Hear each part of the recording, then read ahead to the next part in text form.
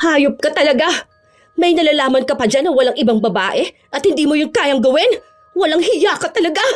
Akala ko ba ako lang ang mahal mo?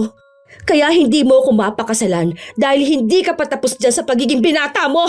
Pasalamat ka, nakaalis agad ang babae mo. Kung hindi, talagang makukulong ako dahil mapapatay ko lang siya.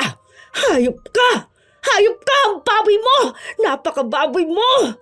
Han, ano ba? Ayan ka na naman eh. Hindi mo man lang hinihintay ang sasabihin ko. Wala nga akong babae. Hindi ko naman alam kung sino yung nandito kanina. Hindi ko nga yung kinausap. Wala akong iba, okay?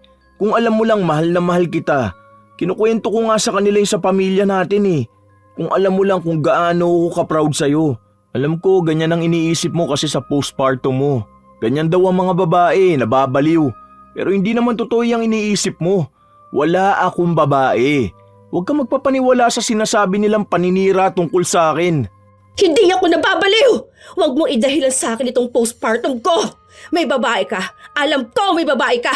Malaman ko lang kung sino siya. Sinasabi ko sa'yo, ikaw mismo ang maglilibing sa bangkay ng babae na yon!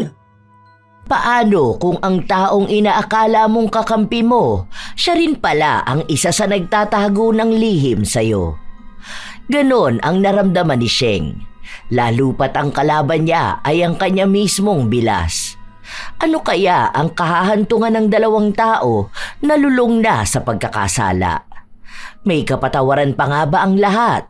O hindi na rin nila magagawang makalaya sa ganti ng itim na kapangyarihan? Oh, basang-basa ka naman ng pawis mo. Naglakad lang ako. Grabe ang traffic.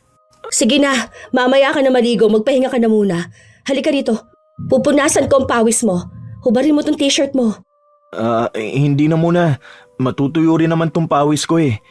Tulog na ba si baby? Oo, kanina pa nga kita hinihintay. Tinatawagan nga kita. Ang kaso, hindi ka naman sumasagot.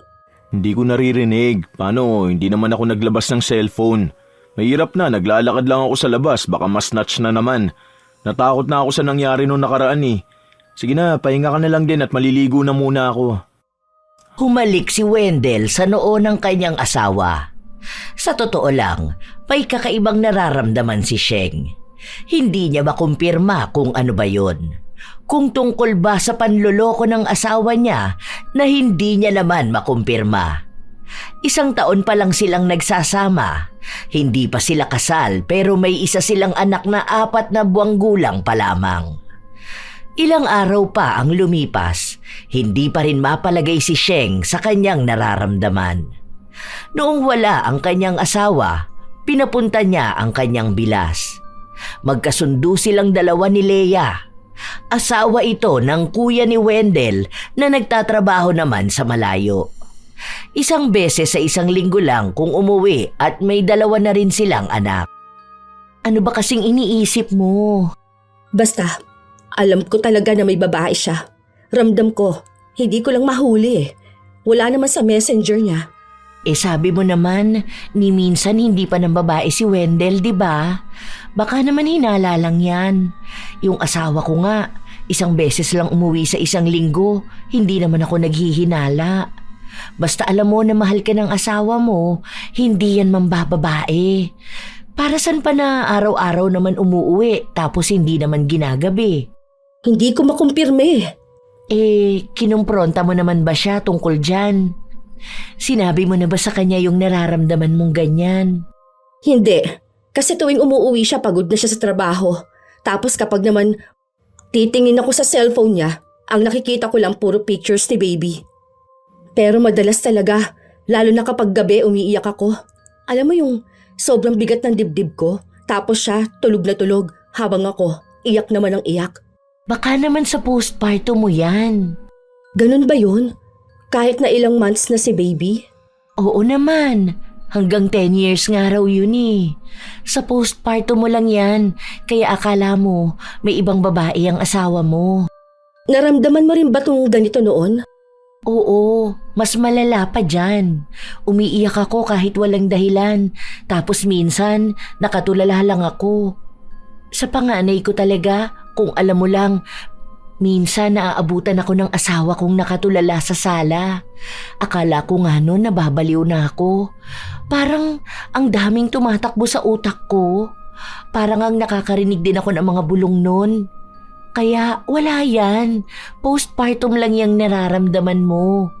Yung paghihinala mo na yan, gawa lang yan ng utak mo. Kasi ako, alam ko talaga na mahal ka ng asawa mo. Kaya wag mong paghihinalaan. Nadala si Sheng ng mga salita ng kanyang bilas. Bilang mas matanda si Leia, nakikita niya ito bilang kanyang ate. At mas marunong na ito sa buhay at bilang isang ina. Wala kasing kapatid si Sheng, kaya masaya siya na makilala si Leia. Mabait ito sa pamilya nila. Maaasahan at dun din siya lumalapit kapag kailangan niya ng tulong. Malapit lang din kasi ang bahay nito, sa kabilang kanto lang. Isang gabi, habang nakahiga ang mag-asawa, sinubukan ni Sheng na lambingin si Wendell. Han, ang gwapo mo sa bago mong buhok. Ang bango mo. Han, matulog na tayo, ha? Aalis pa kayo bukas, di ba? Dadali mo sa center si baby. Ayaw mo ba? Saglit lang tayo. Pagod ako, Han. Pwede sa susunod na lang. Ano ba naman yan? Bakit ba kapag ako nag-aaya, lagi ka nalang pagod? Ayaw mo na ba sa akin, ha? Hindi mo na ba gusto ang katawan ko dahil lang sa nanganak na ako? Ano, mas masaya ka ba sa babae mo? Hindi sa ganun, Han. Pagod lang talaga ako eh. Saka hindi ba ang sabi, hindi pa dapat makipag-sex kapag ganyan na ilang months ka palang nanganganak? Inaalala ko lang naman ang kalagayan mo. Kahit naman gusto ko, syempre, isipin pa rin kita. Hindi sa ayaw ko, kundi dahil sa pinangangalagaan kita. Wala akong babae. Kahit na kailan hindi kita ipagpapalit sa kahit sino. Masaya ako para sa pamilyang binuo natin. Nakonsensya si Sheng dahil mas pinangunahan siya ng kanyang galit. Nadala siya sa katwiran ng kanyang asawa. Kahit na naghahanap ang kanyang katawan, inisip niya na lang din na baka nga magkaroon ng komplikasyon kapag ipinilit niya ang makipagtalik kahit na ilang buwan pa lang siyang nanganganak. Ilang linggo pa ang lumipas, napanatag na si Sheng. Lalo pat nakikita niya ang paglalambing ng asawa. Noong walang pasok sa trabaho si Wendell, sinubukan niyang makabawi sa asawa. Oh, Han, bakit hindi ka pa nag-aayos? Ha? Bakit? Anong meron? Di ba ang sabi ko aalis tayo? Naghihintay na nga si Mama. Ang sabi ko kasi dadalhin nga sa bahay si baby. Ipapaiwan muna natin, papaalaga kahit saglit lang. Para ka ako mailabas kita at makapag-relax ka muna. Pumayag naman siya kasi gusto niya rin makasama ang apo niya. Tara na, magbihis ka na. Akin na si baby. Ha? Totoo ba? Hindi ba nakakahiya dahil may anak na ako tapos ipapaalaga ko pa sa mama mo para lang makapag-relax ako? Si Mama naman ang nagsabi noon. Ang sabi niya baka raw kasi magkaroon ka ng ano ba yon? Postpartum depression na yun. Ang dapat daw alagaan din kita. Baka kung ano pa mangyari sa'yo. Hindi ko naman alam kung ano yung postpartum na yan. Sabi niya igala raw kita dun sa peaceful na lugar. Para nga marelax ang utak mo. Mahirap daw yan lalo na first time mo lang din. Basta ang sabi niya dun sa hindi nakaka-stress na lugar. Kaso di na-aprobahan ng leave ko eh. Mag-book sana ako ng staycation. Pero saka na lang, baka next month. Sa ngayon tayo muna. Sa spa na lang muna kita dadalhin, ha? Natuwa si Sheng sa mga naririnig niya. Ramdam niya na mahal siya ng kanyang asawa. Sadyang nagduda lang talaga siya rito at ngayon ay kita naman niya na bumabawi ito sa kanya. Hindi niya rin naman masisisi si Wendell dahil ito lang din naman ang unang beses na nagkaroon siya ng asawa. Kaya wala siyang alam patungkol sa postpartum. Mabuti na lang nakikinig siya kapag pinagsasabihan siya ng ina. Mabait din naman ang biyenan ni Sheng sa kanya. Magaan sa pakiramdam ang nangyari kay Sheng nung mga araw na yon. Nawala ang kanyang pagdududa sa asawa.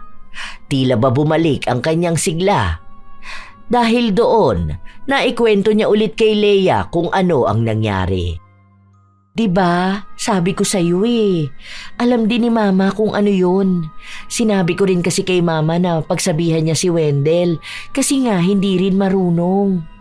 Buti naman gumawa na rin ng paraan. Minsan kasi, yung mga lalaki, hindi talaga nila naiintindihan ng mga babae, lalo na kapag ganyan na may postpartum. Ang sabi nga niya sa akin na sa susunod daw mag-outing kami. Sama kaya kayo? Hindi ko pa sigurado. Tingnan ko kung kailan.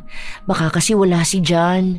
Saka kapag inimbitahan kami, baka kasi para sa inyo lang yun eh. Alam mo na, minsan kasi kailangan mo rin maglalabas ng bahay. Hindi lang basta labas. Yung ganyan nga na travel para malinawan ang isip mo. Ang hirap pala ng ganito, no? Kung ano-ano pala talaga ang tumatakbo sa isip ko. Hindi mo naman ba inaaway si Wendell dahil lang sa iniisip mong may babae siya? Hindi na. Pagkatapos ng usap namin, napanatag na ako. Naisip ko nga na gawa-gawa lang ng utak ko yung paghihinala ko sa kanya. Wala naman akong nakikita eh. Hindi ko siya nahuhuli. Tapos, malala magbigay ng assurance. Naaawa nga ako sa kanya kasi pagod din siya tapos ako walang ibang ginawa kundi ang maghinala.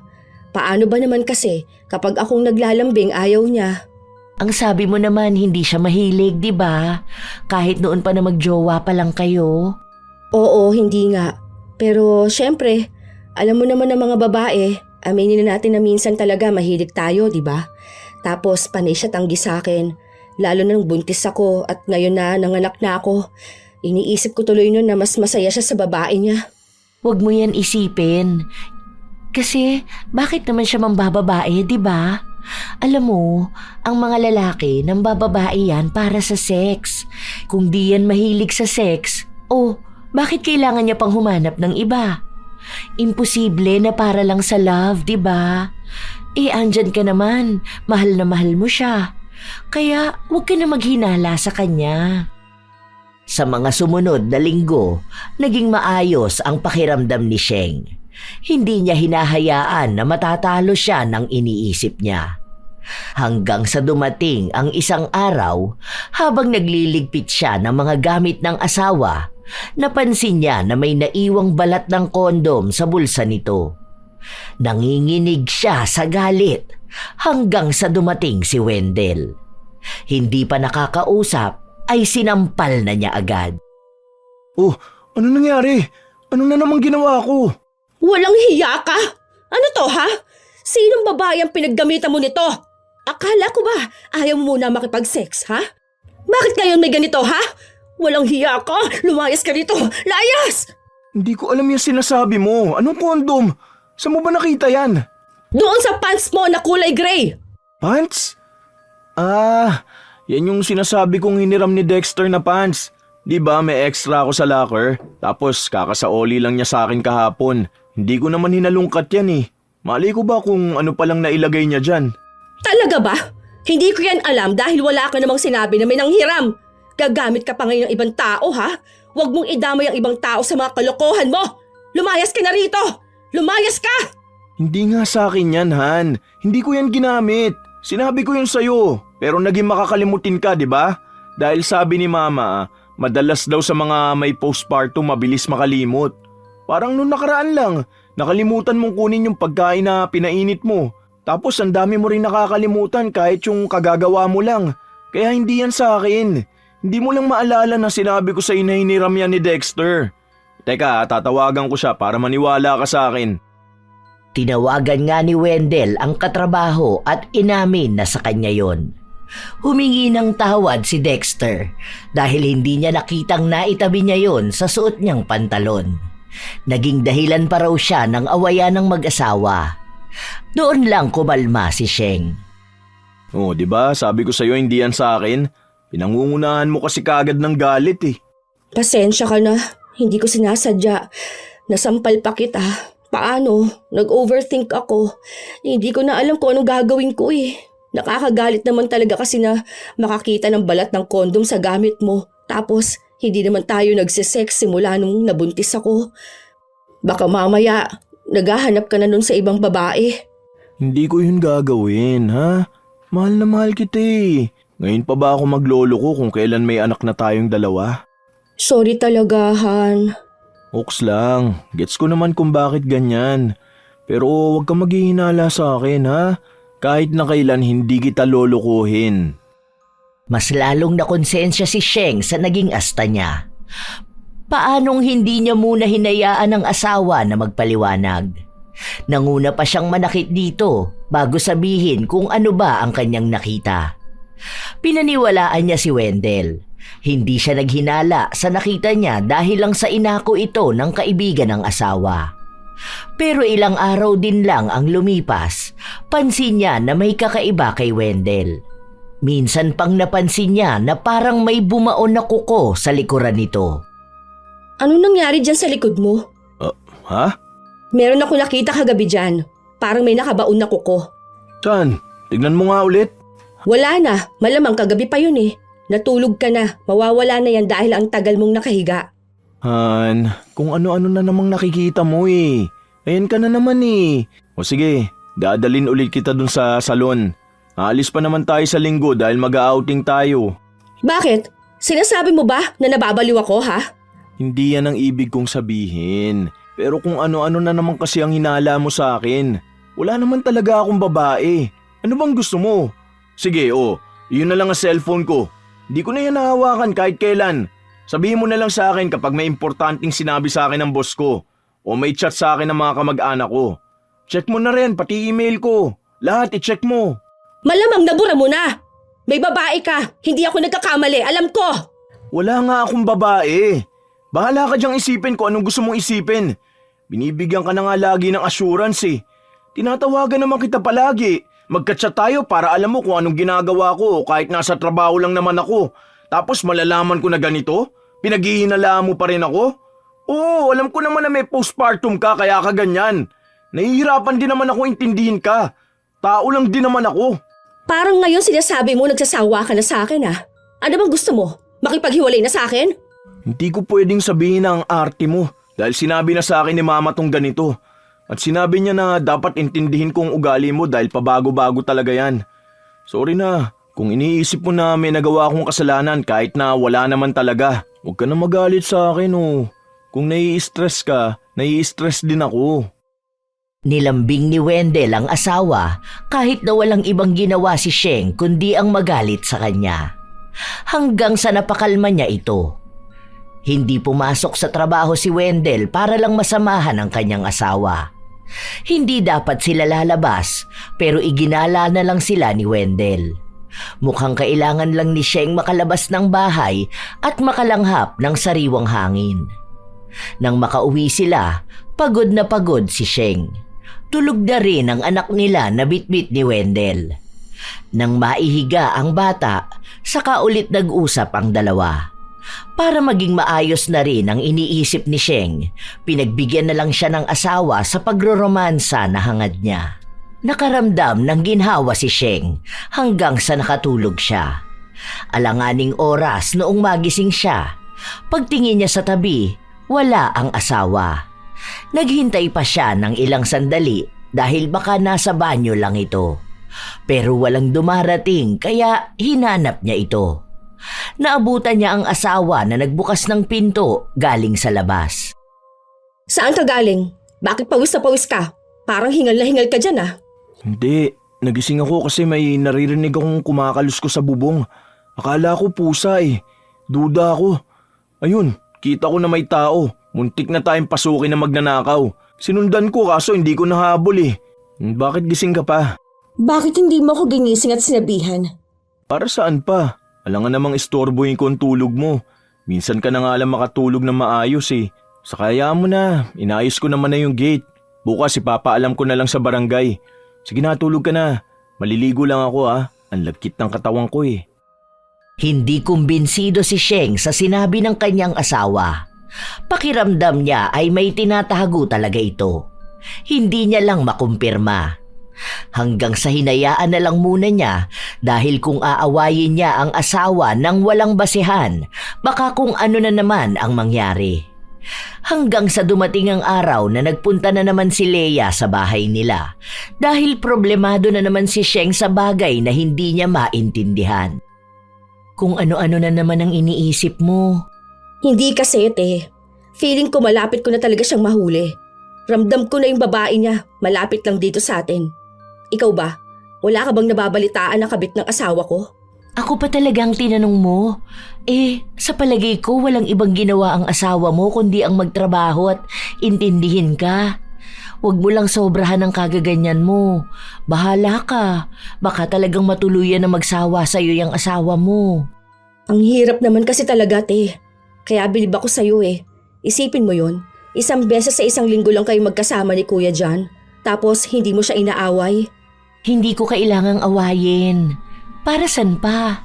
Kapag inaway ko siya may magbabago? Ilang araw na nga lang kami magkasama tapos puro away pa. Para nga sa pamilya yung araw na yun eh. Saka kung mambababae siya, bahala siya. Basta ako ang asawa niya. Ako ang inuuwian niya kapag may mga espesyal na araw. Nasa amin siya kapag birthday niya, kapag Pasko at bagong taon. Bahala na siya kung may iba siya. Masistress lang ako kung aawayin ko siya. Tapos, hindi naman din magbabago, di ba? Hindi ko kaya yon. Feeling ko mababaliw talaga ako. Huwag ka nang ganyan. Buti nga asawa mo ganyan sa'yo eh. Kung iba yan, baka talagang pagsabihan ka pa na ang arte-arte mo. Yung ibang asawa kaya walang pakialam. Kahit may postpartum ka niyan, babaliwalain ka nila. Hindi naniniwala sa ganon. Kaya wag mong awayin. Ikaw talaga magsisisi kapag yan nanahawa sa'yo. Baka saka bibintang mo sa kanya, maghanap talaga yan ng ibang babae. Ewan ko na lang kung hindi ka magwala. Ang hirap talaga. Minsan kasi yung mga ginagawa niya, alam ko na may babae siya. Hanggat wala ka namang nakikita. Di ba nga, ang mga babae malalayan kapag naghinala? Hindi naman tayo maghihinala kung hindi naman totoo. Sure ka? Totoo ba yung hinala mo? Hindi naman, di ba? Alam mo, kesa kung ano-anong iniisip mo, ang gawin mo na lang, mag-empake ka na lang ng mga damit nyo. Kasi nga, ang ganda talaga dun sa lugar na pupuntahan nyo. Grabe, nakakainggit mag-staycation dun. Alam mo kung saan? Hindi niya pa kasi sinasabi sa akin kung saan eh. Basta sinabi niya lang sa akin sa linggong araw. Tapos, nakalive siya ng Monday. Nakita ko lang din sa sinend sa akin ni John kasi nagtanong araw sa kanya si Wendell. Mukhang surprise to. Ay, kaso lang, nasabi ko. Sorry. Lumipas ang mga araw hanggang sa dumating na nga ang araw kung kailan sila aalis. Silang tatlo kasama ang kinuhang yaya ni Wendell. Noong una, ayaw pa ni Sheng pero ang sabi ng asawa, mas mababawasan ang stress ni Sheng kung kukuha sila ng yaya ng kanilang anak. Kaya noong mga sandali na yun, lahat ng oras ay ibinigay ni Wendell sa asawa. Ni hindi ito humawak ng cellphone, maliban na lang kung kukuha na ng litrato ang asawa at anak. Doon lang ulit na linawan si Sheng. Han, sorry ulit kung laging mainit ang ulo ko ha. Salamat dito sa mga ginawa mong ganito. Alam ko talaga na mahal mo ako. Wala to, parte to ng pagiging asawa ko. Kung gusto mo nga, pwede na rin tayo magpakasal. Kaso ang sabi mo, kapag 1-year-old na si baby. Oo, saka na lang. Basta alam ko talaga ngayon na mahal mo ako. Sorry kung ang arte ko ha. Ilang beses kitang inaway at pinagdudahan kahit na hindi naman ako nakakakuha ng ebidensya. Okay lang, naiintindihan naman kita eh. Saka may outing nga kami sa company. Kaso baka hindi na ako sasama dun. Ha? Bakit naman? Ayaw ko kasi na mag-overthink ka eh. Baka hindi rin ako makapag-enjoy kasi iniisip ko na umiiyak ka na naman sa bahay. Alam mo naman ako, di ako mapalagay kapag ganun ang nangyayari sa'yo. Hindi na, sige na, sumama ka na doon. Kayo din lang naman na magkakatrabaho ang pupunta eh. Okay na yun sa akin. Alam ko naman na hindi ka mambababae doon. Hindi talaga. Ang tatanda ng mga babae dun oh.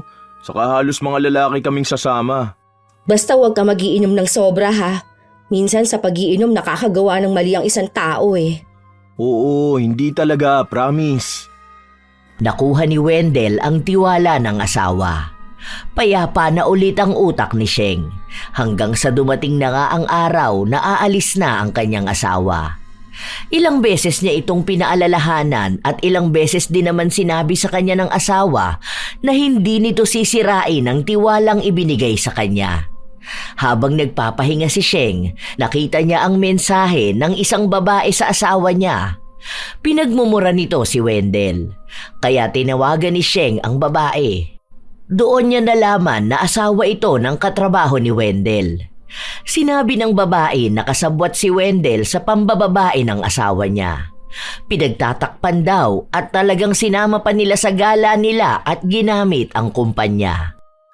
Ang ibig sabihin, yung pinuntahan nila, hindi yung company outing?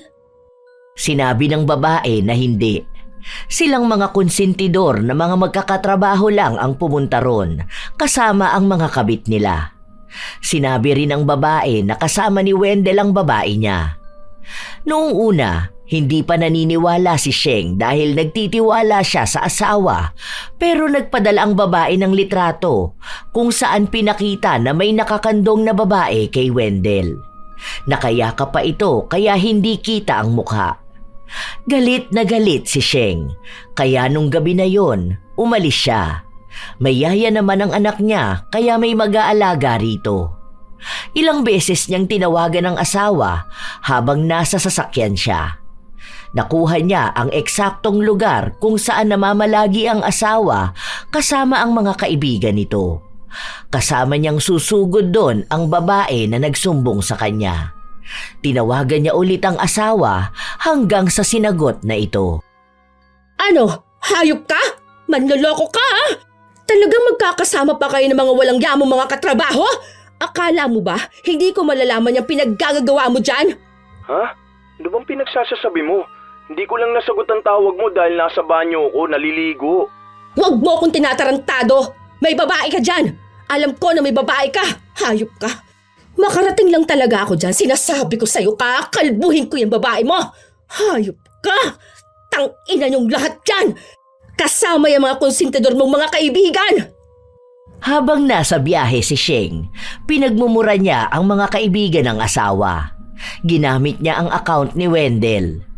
Noong una, hindi siya pinapansin pero pati mga asawa ng mga lalaki na yon ay kinausap niya para sabihin ang mga kalokohan ng mga asawa nila.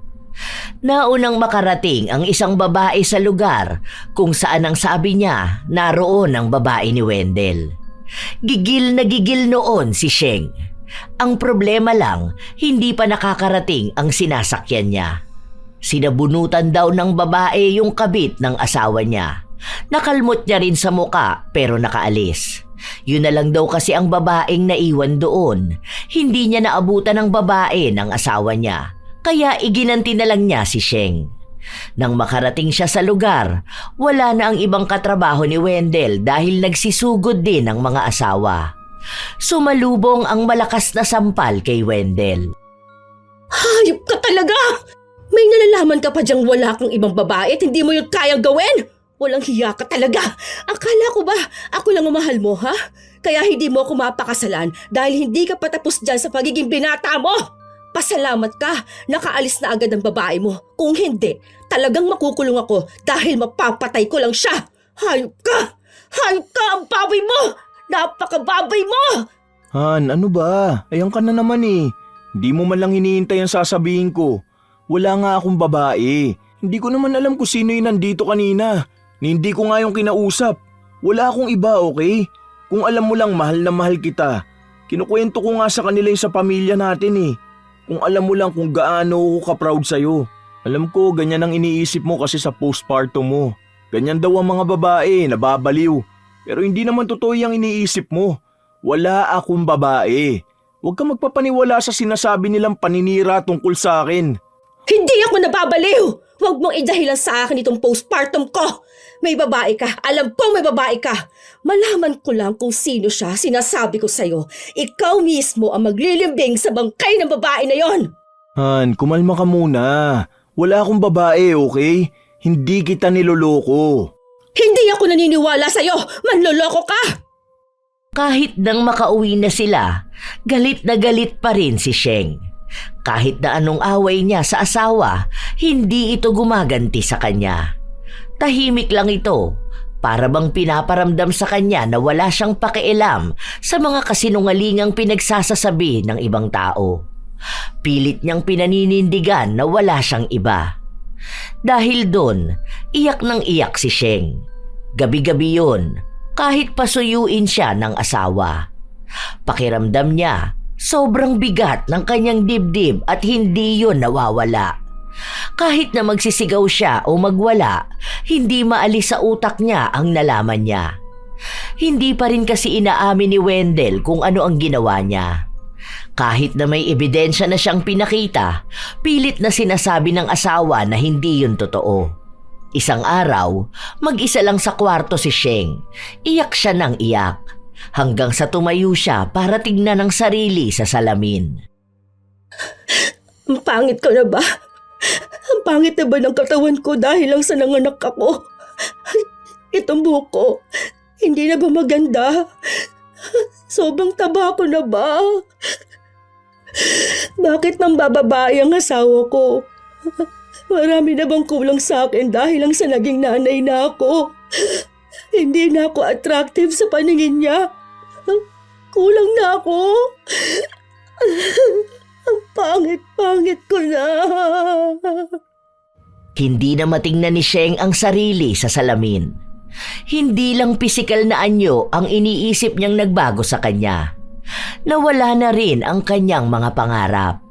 Simula kasi noong nagbuntis siya, tumigil na siyang abutin ang pansarili niyang pangarap. Ang pinagtuunan niya ng pansin ay ang para sa pamilya nila. Hanggang sa hindi na niya kinaya, sinubukan niyang puntahan ang kanyang bilas. Panay kasi ang dahilan nito para hindi magpunta sa bahay nila, kaya siya na lang ang dumayo. Ano yung nangyari sa'yo? Okay ka lang ba? Ano yung sugat sa pisngi mo? Ano kasi to eh. Nagluluto ako nung nakaraan tapos natalsikan ng mantika. Ang sakit nga eh, kaya tinakpan ko muna. Nasaan ang mga bata? Andun kina mama. Sinundo rito kanina. Sensya ka na hindi ako makapunta sa inyo ha. Kasi bahala ko maglinis ng bahay. Ano bang sadya mo? Wala naman. Kwentuhan lang sana pero mukhang may ginagawa ka. Sige, magpagaling ka ha. Hindi na nagtagal si Sheng sa bahay ng bilas. Hindi niya maintindihan kung ano ang hinala na biglang pumasok sa kanyang isip. Ang naalala niya, kinuwento ng babae na sumugod sa kabit ni Wendell na sugatan niya ito sa mukha. May kalmot daw sa pisngi kaya nagdugo yun. Habang nakatalikod si Leia, pinagmasdan siya ni Sheng. Kinuhanan niya rin ang litrato para tignan kung ang kabit ba ng asawa ay ang kanyang bilas. Alam niyang kalokohan yun pero lahat ng babae sa paligid niya pinagdududahan na niya. Kinumpirma niya. Kitang-kita na may pagkakatulad sa likod ni Leia ang likod ng kabit ng asawa niya. Naglakas ng loob si Sheng na tawagan ulit ang babae. Tinanong niya kung kilala ba ng asawa niya ang kabit ni Wendell. Nagulat siya nung banggitin ang buong pangalan ni Leia. Sigurado ka bang Leia Miranayon ang pangalan ng kabit ng asawa ko? Yun daw ang sinabi ng asawa niya at pilit na sinasabi na wala siyang kabit at si Wendell lang daw ang meron. Nilaglag niya si Wendell para lang mapanatag ang asawa. Doon na nanginig ang buong katawan ni Sheng. Alam niyang hindi pwedeng magkamali ang binanggit na pangalan ng babae dahil hindi naman nun kilala si Leia. Imposible naman na sinisiraan niya lang si Leia dahil hindi naman sila magkakilala. Ilang araw na nakatulala lang si Sheng. Hindi na siya umiiyak dahil mas nangingibabaw na sa kanya ang galit. Hindi niya rin kinompronta ang asawa at ang bilas dahil alam niyang itatanggi lang nila ang alam niya. Inayos ni Sheng ang kanyang sarili. Hindi para sa asawa, kundi para sa kanya at para mismo sa anak. Napapansin ng asawa niya ang pagbabago sa kanya. Ang ganda mo ngayon, Han. Bagong reband ka. Bakit pala nagpagupit ka ng buhok? Pero bagay rin naman sa'yo eh. Ang sexy mo ngayon ah. Dry na kasi yung dulo ng buhok ko. Saka nagpapapayat ako ngayon para pwede na ulit ako makapagsuot ng mga dati kong damit. Sayang naman eh. Kasi andyan lang sa taguan. Baka masira yung mga yon. Bakit? Babalik ka ba sa modeling? Pwede pa ba yon? Akala ko bawal na maging model kapag may anak na, di ba? Sabi ng dati kong manager, pwede pa naman daw. May weight requirements kasi eh. Wala naman yung problema kung may anak na ako. Hindi naman halata. Saka sayang din, malaki yung kikitain ko. Alam mo naman na kung hindi lang ako nabuntis nun, kasama ako sa event na ginanap sa ibang bansa. Saka may mga kilala naman akong mamis na nagmo-model pa rin eh. Saka bata pa naman din ako. Halika nga, Han. Ang ganda-ganda mo talaga. Grabe ang bango mo ah. Bagong ligo ka ba? Ano ba? Wala ako sa mood. Ayoko. Hindi pwede dahil baka mabuntis na naman ako. Saka ayoko nga. Mamaya mahawaan pa ako ng sakit eh. Baka sa landi ng kabit mo. Kung kani-kanino lang din nagpapakangkang yun. Mga babaeng ganun pa naman, sagad ang kalandian. Kung sino na lang makitang lalaki, bubuka ka na lang. Wala naman talaga akong ibang babae. Huwag kang magpapaniwala sa mga paninira nila. Bakit pa ako hahanap ng iba? Kung ganito naman kaganda ang asawa ko. At sexy pa. Ay, tigilan mo ako. Huwag mo akong daanin sa ganyan mo. Matulog ka na dyan. Hindi hinihiwalayan ni Sheng ang asawa dahil sa ngayon ay kailangan niya pa rin ng suporta nito. Hanggat hindi pa siya nakakakuha ng maayos na trabaho na alam niyang kayang sustentuhan ang kanyang anak kahit na malayo na sila kay Wendell. Hindi niya pinapaalam sa asawa ang mga hakbang na ginagawa niya para makipaghiwalay rito. Ilang araw pa ang lumipas, sumapit ang kaarawan ng ina ni na Wendell, kaya nagpunta sila sa bahay nito. Naabutan nila si Leia na tumutulong sa pagluluto. Napatingin ito kay Wendell at ganon din si Wendell. Sa mga tingin pa lang nila, mahahalata na ang kakaiba nilang relasyon. Pero binaliwala yun ni Sheng, kahit na sa kalooban niya ay galit siya. Wala rin namang ibang tao na nakapansin dahil marahil para sa kanila, ang relasyon ng dalawa ay tungkol lang sa maghipag at magbayaw. Tutulong na lang muna ako sa kusina. Pabigay na lang tong gift natin kay mama. Sure ka ba? Pwede naman na dito ka na lang muna. Ako na lang ang tutulong sa kusina. Hindi na, ako na. Nakakahiya naman eh kung ikaw pa ang tutulong. Tsaka si Ate Leia lang naman ang nasa kusina ngayon. Pwede naman niya akong turuan kung ano yung kailangang ayusin. Sabi naman nila, luto na rin yung mga pagkain. Kaya dito ka na lang. Hindi napigilan ni Wendell ang asawa, kaya nagpunta sa kusina si Sheng. Kung saan magpapanggap siyang walang alam na para bang hindi siya galit sa kanyang bilas. Ngayon na may alam na siya sa mga nangyari, iba na ang nararamdaman niya. Hindi na niya kaya pang galangin na tingnan katulad noon si Leia.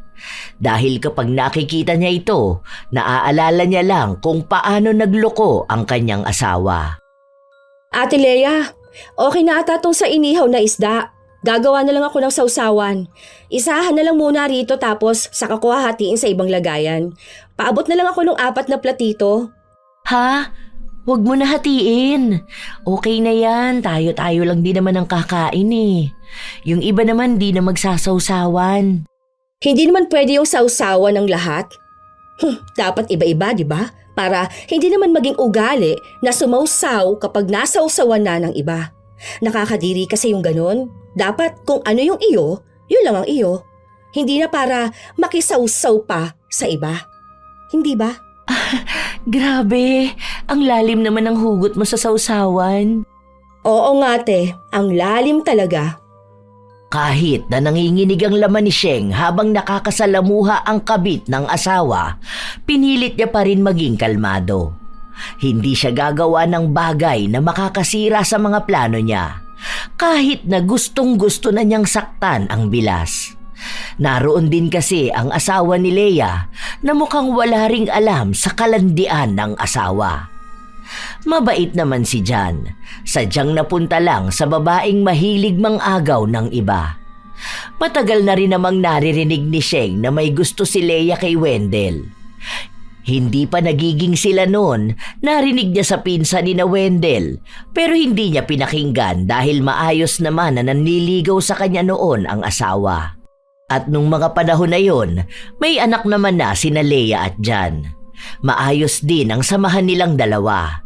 Hindi niya lang akalain na ang taong tinuturing niyang kapatid at kakampi, siya palang tunay na umaahas sa asawa.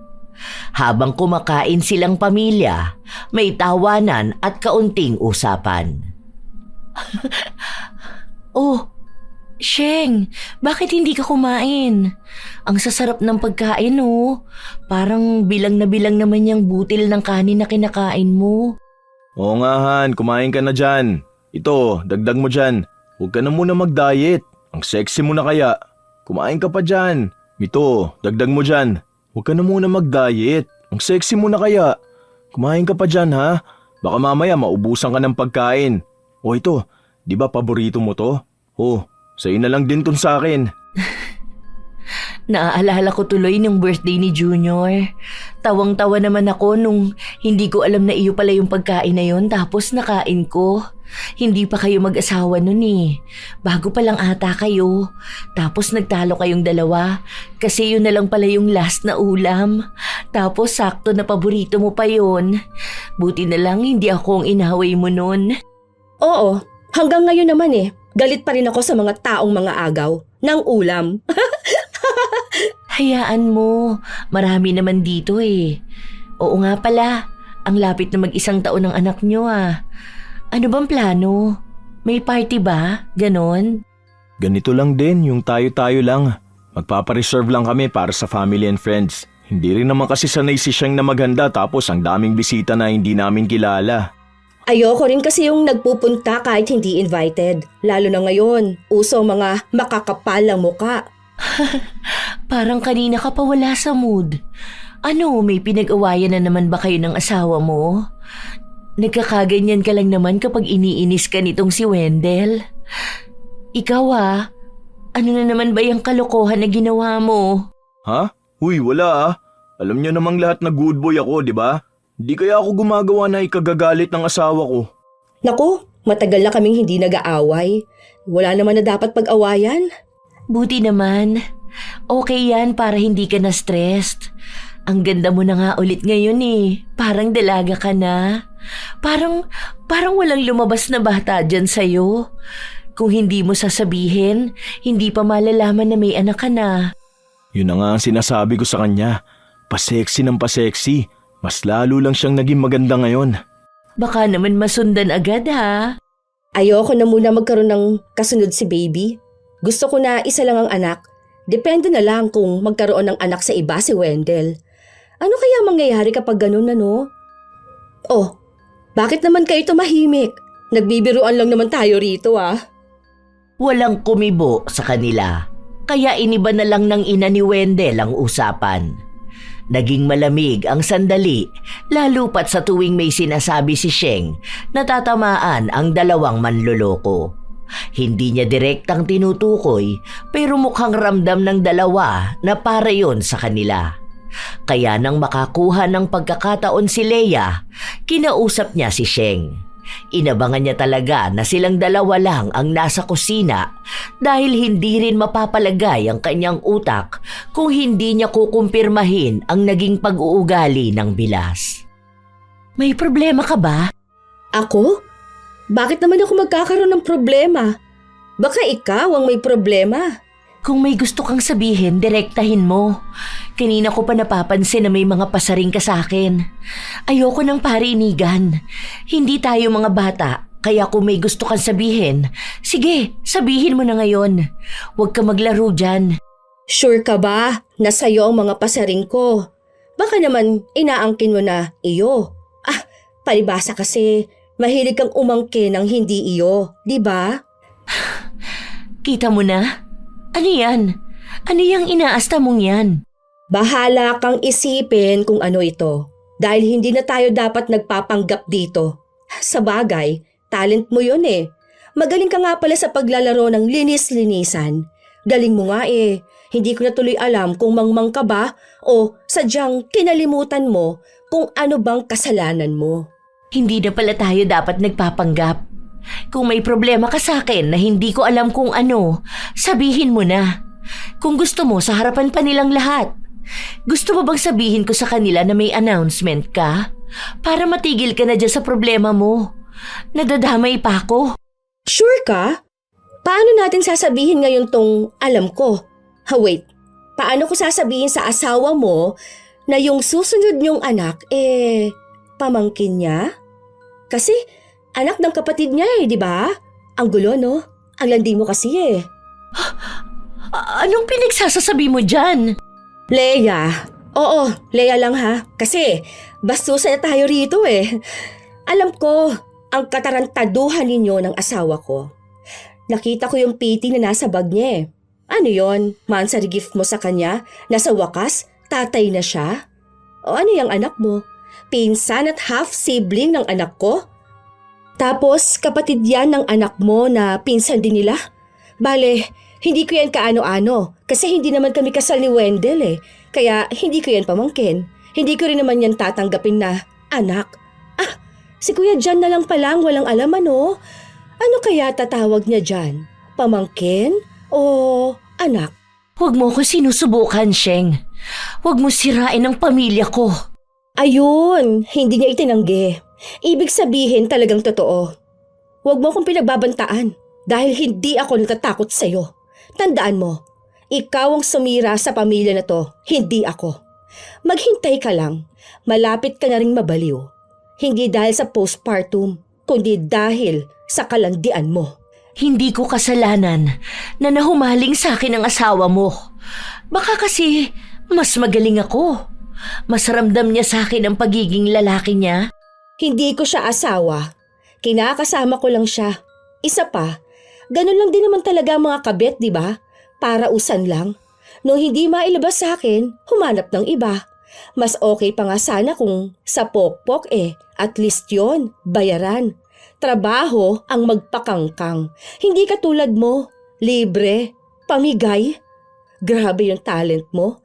Hindi lang isang pamilya ang masisira, kundi lahat. Pati yung magkapatid, magkakaroon pa ng hidwaan.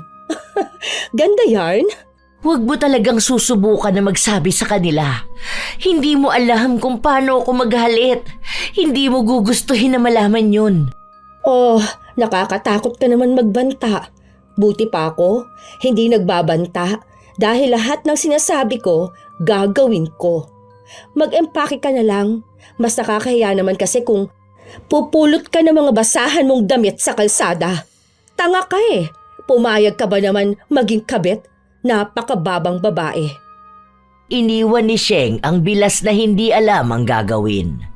Matapang siya dahil hawak niya sa leeg si Leia. Nang makauwi sila ng bahay, kinausap ni Wendell ang asawa. Dahil alam na nito na may alam siya, base na rin sa sinabi sa kanya ni Leia. Pipilitin na lang niyang guluhin ang utak ng asawa para magawa niya pa rin ang gusto niyang gawin. Pero wala na. Kahit na anong sabihin niya, hindi na maniniwala pa sa kanya si Sheng. At talagang kinampihan mo pa ang kabit mo, no? Ganyan ba talaga ang mga taong manluloko, ha? Huwag mo akong pagsabihan na para bang nababaliw na ako dahil totoo ang nakita ko. Totoo ang alam ko. Ano ba naman yan? Para namang sinabi mong ang baba akong lalaki para lang pumatol at kumabit dun sa asawa pa ng kuya ko. Kahit na kailan hindi ko naisip na magkaroon ng ibang babae. Malaking respeto ko kay kuya, lalo na kay Ate Leia. Hindi pa ba?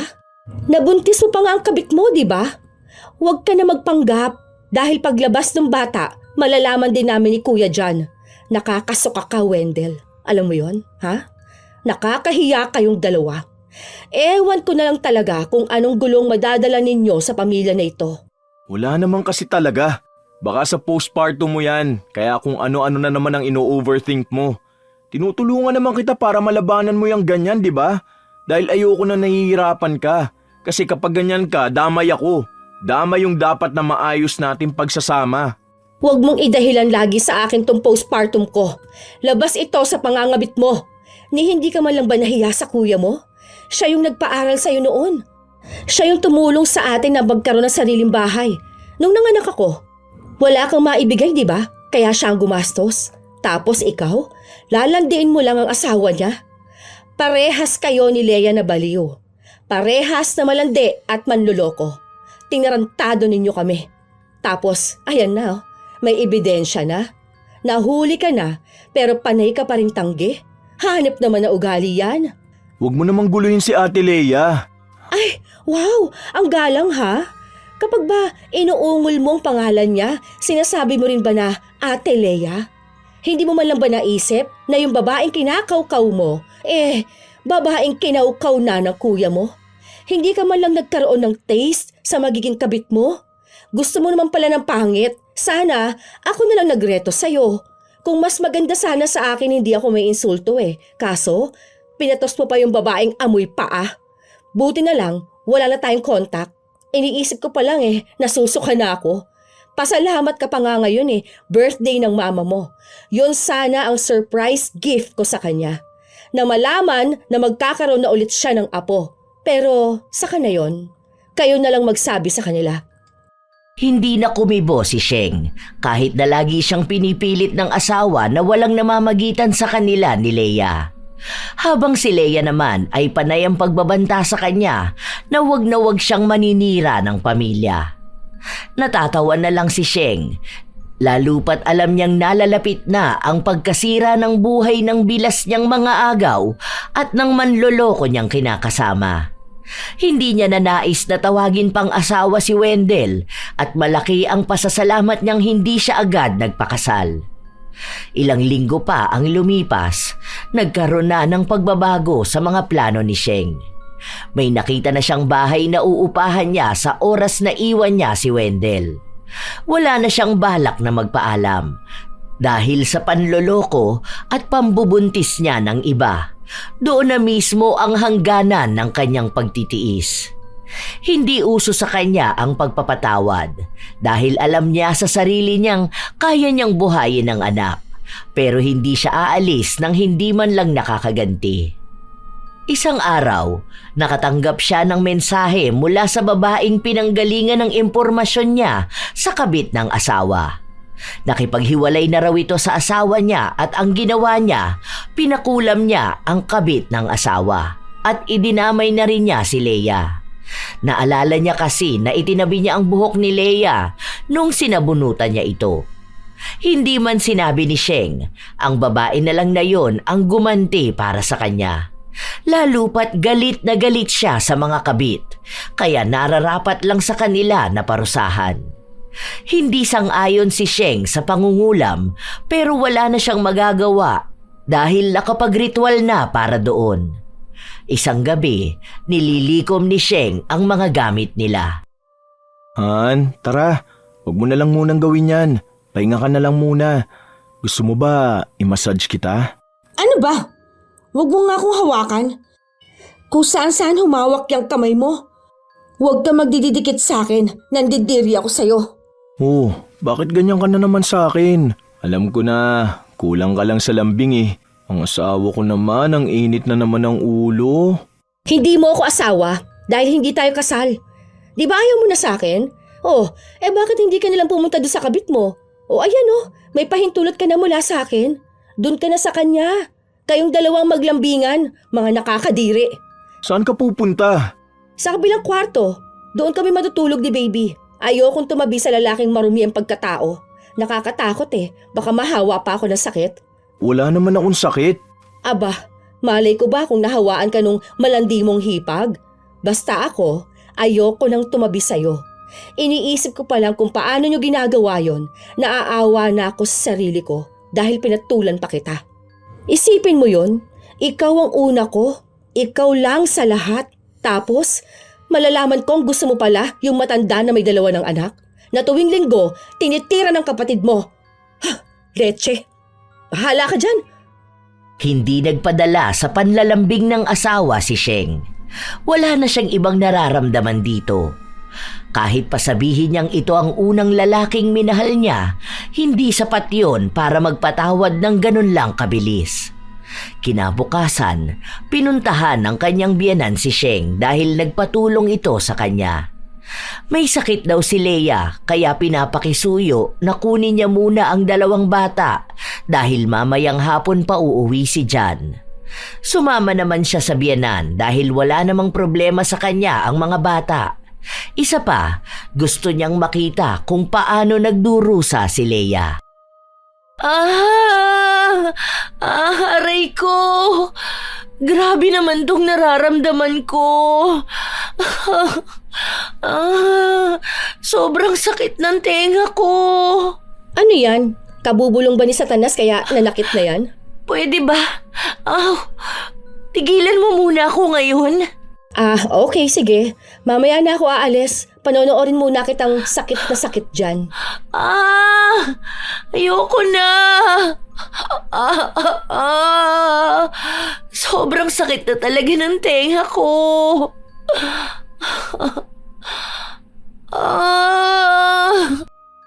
Walang ibang ginawa si Leia kundi ang umiyak sa sakit.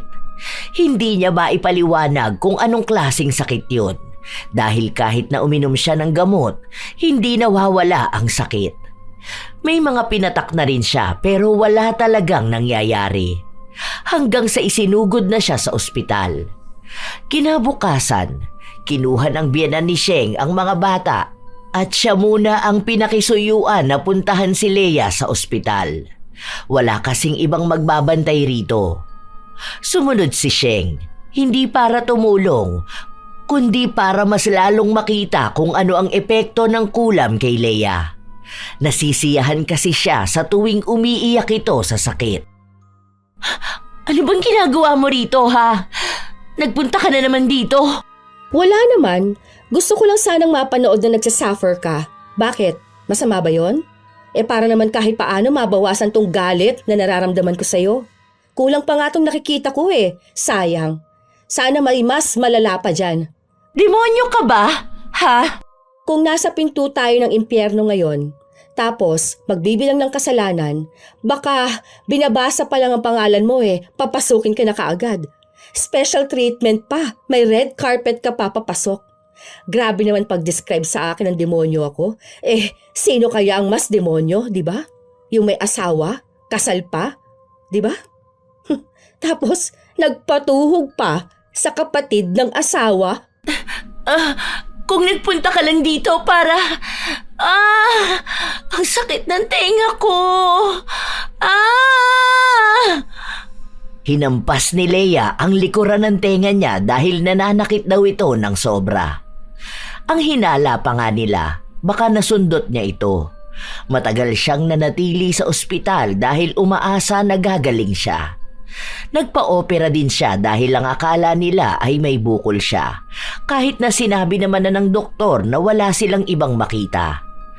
Hanggang sa ilang linggo pa ang lumipas, palala ng palala ang nangyayari kay Leia.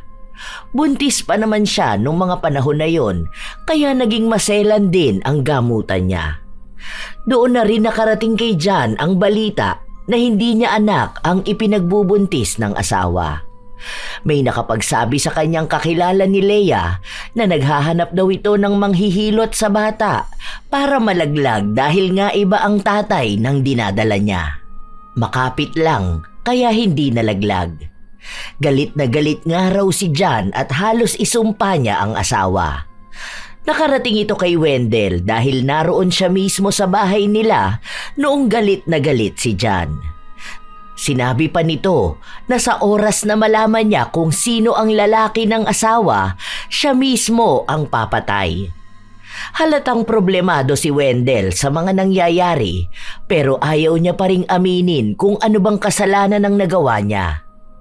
Isang araw, wala siyang pasok sa trabaho kaya nasa loob lang siya ng bahay, hindi mapakali. Alam mo, mahihilo ka lang dyan sa ginagawa mo. Itigil mo yan. Lumipat na lang kaya tayo ng bahay.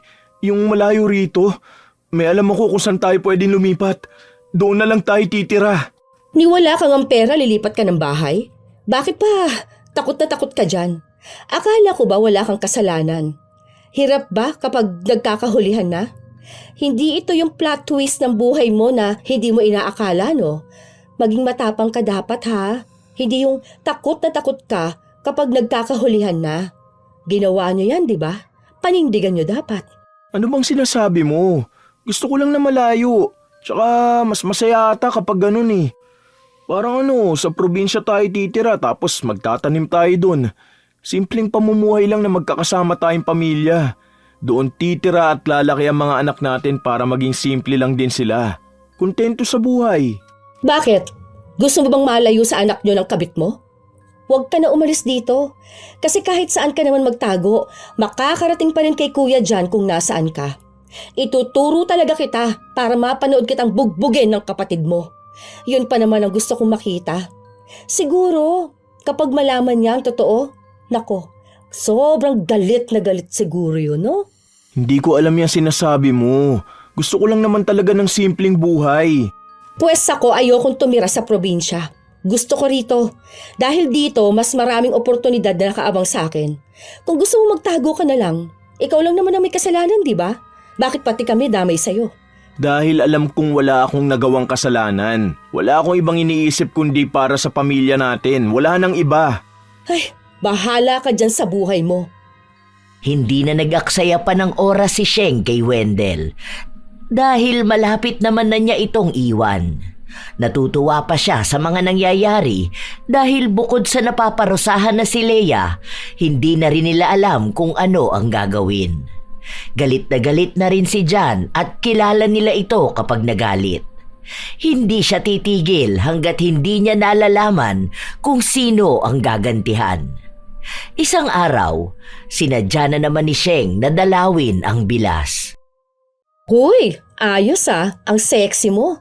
Sobrang payat mo naman. Ano bang diet mo? Stress ba? Ano? Masaya ba yung ganyan, te? Yung hindi ka makatulog sa dami mong problema?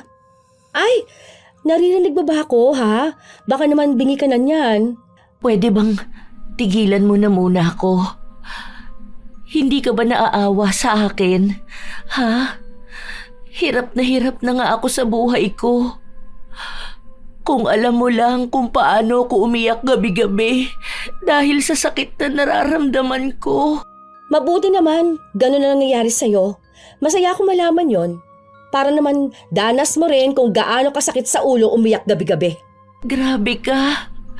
Hindi ka nga talaga naaawa sa akin. Malamang hindi. Bakit naman ako maawa sa'yo? Sino ka ba? Na hindi nga kita kamag-anak, no? Siguro, ikaw ang may kagagawa nito sa akin. Sa sobrang kademonyohan mo, gusto mong makitang nahihirapan ako. Ako na naman? Ikaw na nga tong malaki ang kasalanan na nagawa, isisisi mo na naman sa ibang tao. Wala akong ibang ginawa sa'yo. Kung ano man yung pinagdaraanan mo, paniningil na yan ang kasalanan mo. Maging mga agaw ka ba naman? Wala akong inaagaw sa'yo. Di hamak naman na mas nauna kong nakilala si Wendell kesa sa'yo. Kung hindi lang ako nagpakasal, dapat kaming dalawa. Kung hindi ka lang sana dumating sa buhay niya. Ikaw naman talaga ang perwisyo. Hindi ko siya inagaw dahil una siyang naging akin. Ay, totoo ba? Pwede naman na sa'yo na lang din siya. Hindi ko na kasi siya kailangan ngayon eh. Ayoko na rin sa kanya. Nandidiri kasi ako kapag nakikita ko siya. Alam mo yun? Siguro naman, kapag iniwan ka na ni Kuya John, pwede na kayo magsama, di ba? May anak na kayo. Edi pwede na kayo maging happy family niyan. Para magbahala na talaga kayo. Tapos, aalagaan niyang baldado at walang kwentang babae. Wish ko na lang sana maging masaya kayong dalawa. Tutal, pinili niyo naman yan. Panindigan ninyo. Habang nag-uusap ang dalawa, hindi nila alam na naririnig pala ni John ang lahat. Kaya doon na niya nalaman ang buong katotohanan.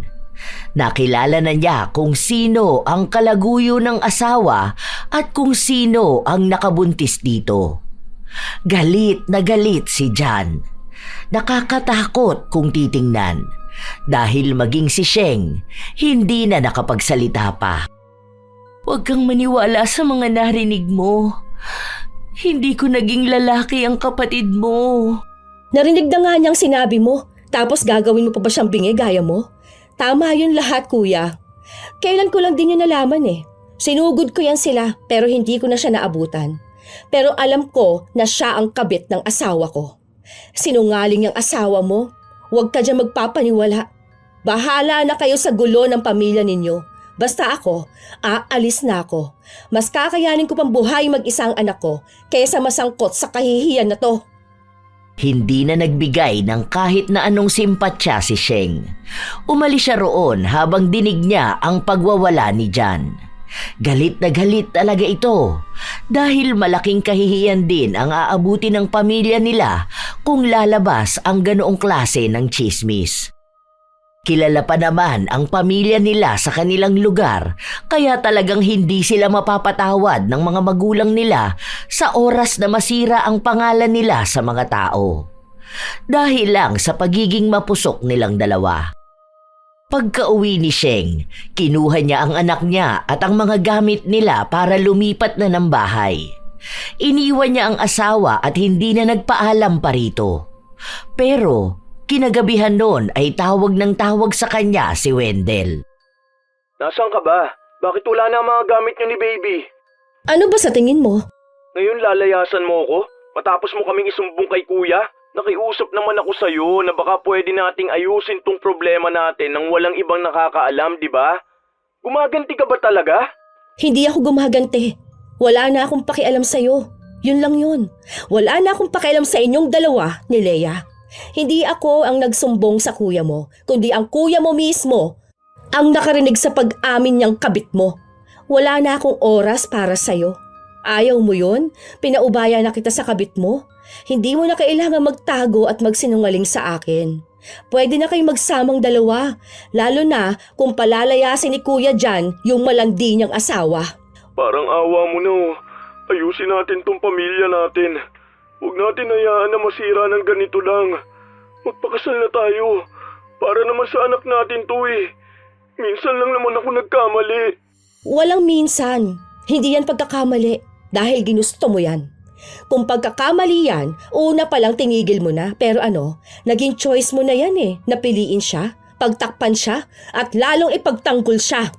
Hindi kita kailangan. At mas lalong hindi ka kailangan ng anak ko.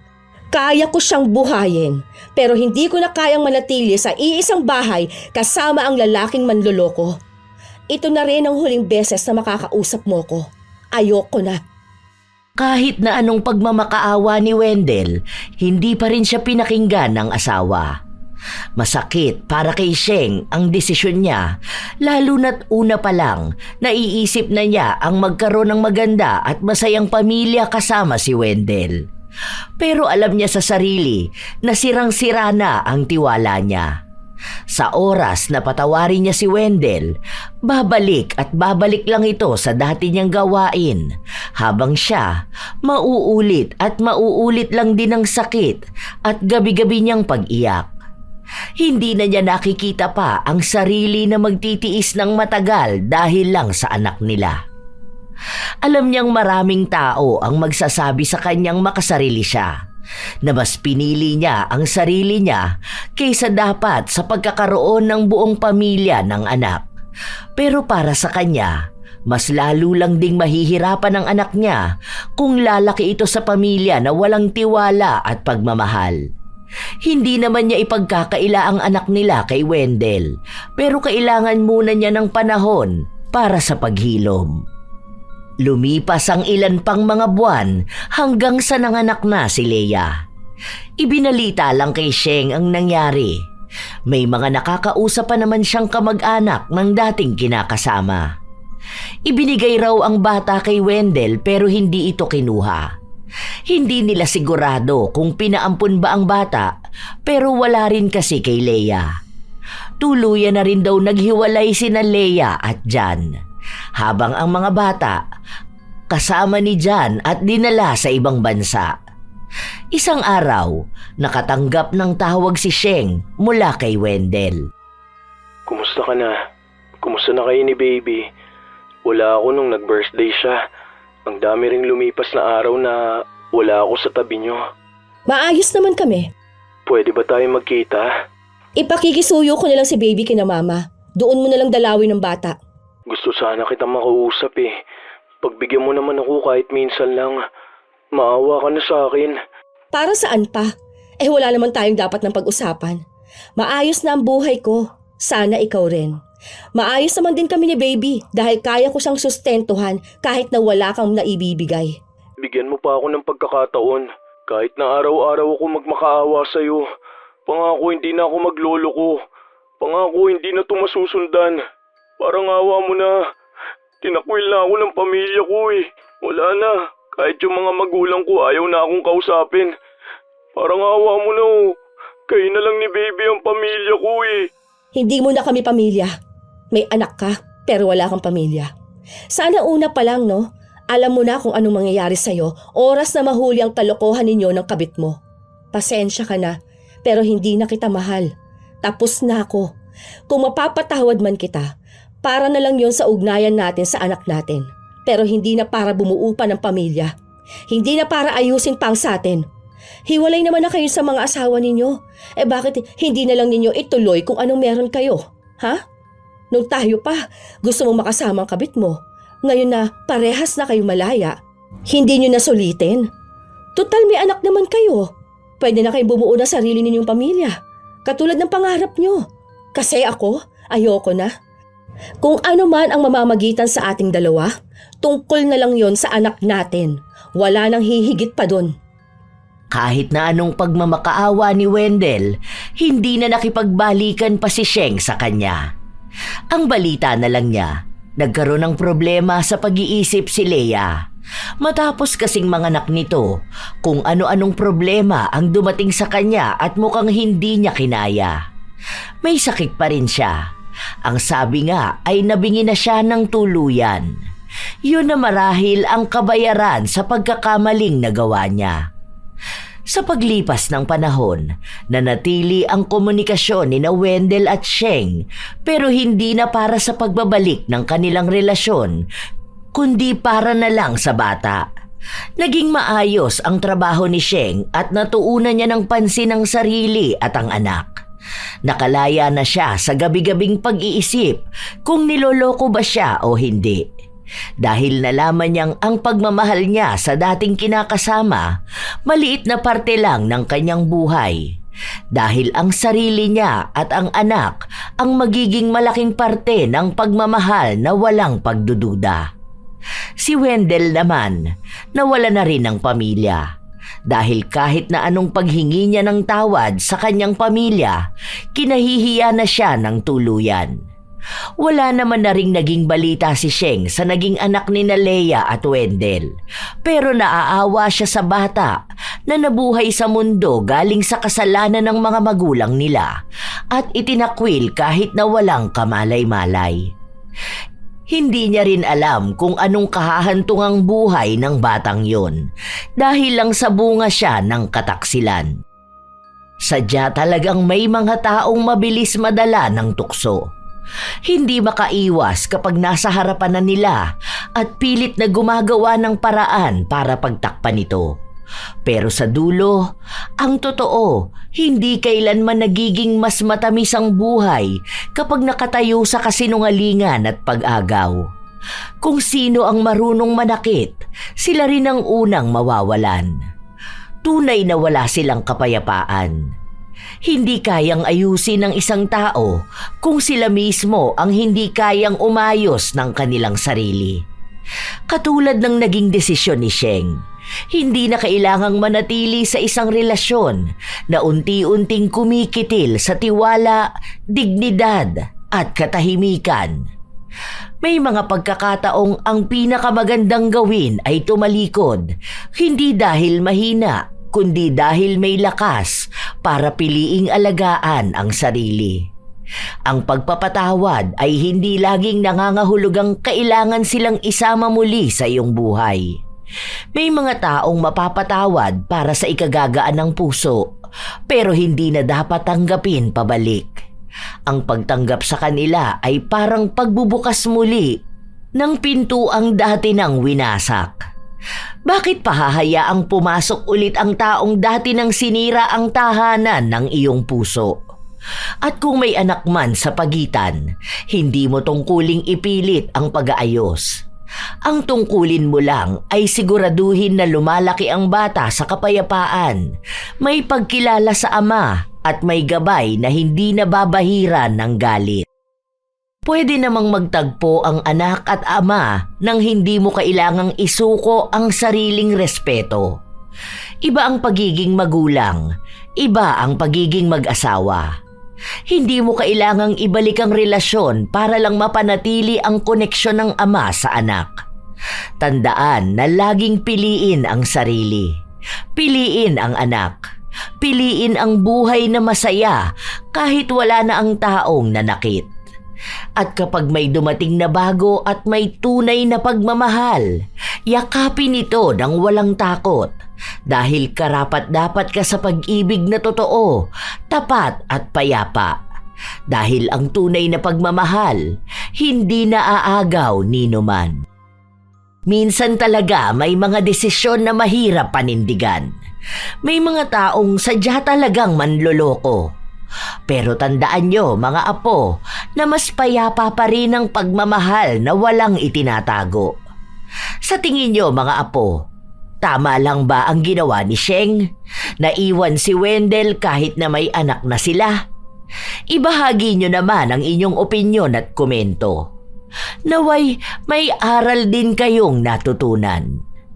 Ito ang inyong Lola Telang at maraming salamat sa lagi ninyong pakikinig mga mahal kong apo.